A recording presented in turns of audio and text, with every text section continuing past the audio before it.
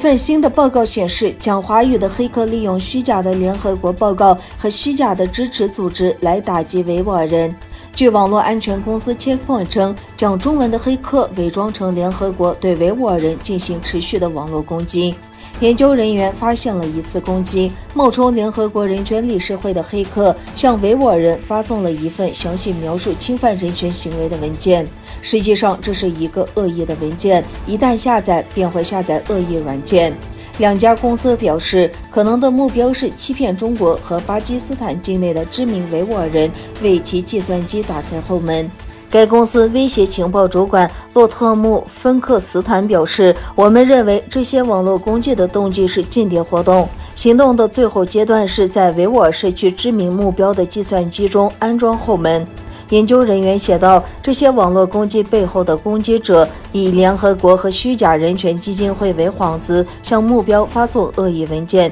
诱骗他们为计算机上运行的 Microsoft Windows 软件安装后门。这使攻击者可以从受害者的计算机收集他们寻求的基本信息，以及在计算机上运营更多恶意软件，并有可能造成更大的破坏。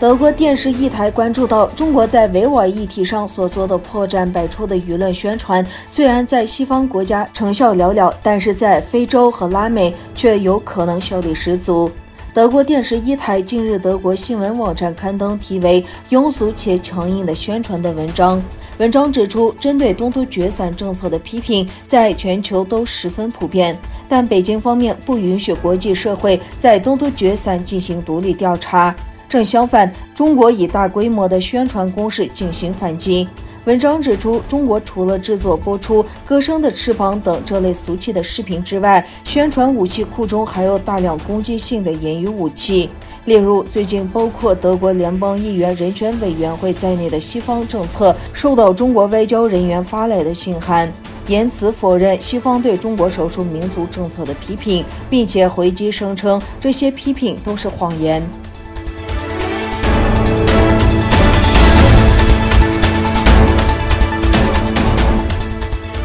美国总统拜登要求美国情报单位90天内完成新冠病毒起源报告。中国则再次批评美国在此议题上进行政治操作。对于美国各界的批评与质疑，中国外交部发言人赵立坚回应道：“美方一些人嘴上吹鼓真相，心里全是政治操弄。他们一门心思散布的实验室泄露等阴谋论和虚假信息，是对世卫组织专家组成员科学精神和研究成果的极大不尊重，更是对全球团结抗疫努力的亵渎和破坏。”美国总统拜登26日下令美国情报机构在未来3个月内提出新冠病毒起源的新报告，并告诉他新冠病毒是源自动物还是源于实验室外泄。原因是美国各机构目前对过去1年席卷全球的病毒的2个可能来源存在分歧。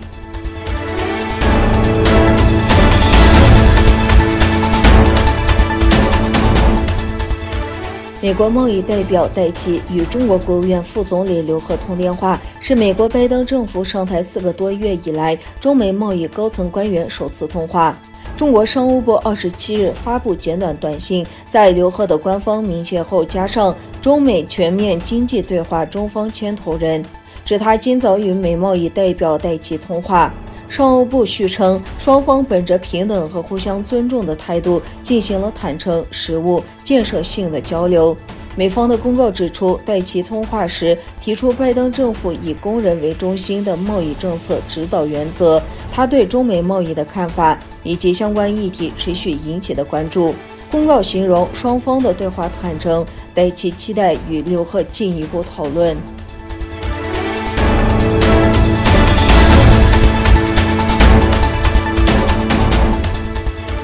美国电动汽车制造商特斯拉周二表示，已经在中国建立数据中心，以实现数据储存本地化，并将陆续增加更多本地数据中心。所有在中国大陆市场销售车辆所产生的数据都将储存在境内。近期，特斯拉的数据安全问题在中国市场引发了高度关注。北京方面担心特斯拉电动车的用户数据会被上传到美国服务器。美国电动车厂商特斯拉日前宣布，已经在中国大陆设置了一个数据中心，用于储存用户数据。该公司通过新浪微博表示，新数据中心将主要用于储存在中国市场销售的特斯拉电动车上传的数据，以实现数据储存本地化，并将陆续增加更多本地数据中心。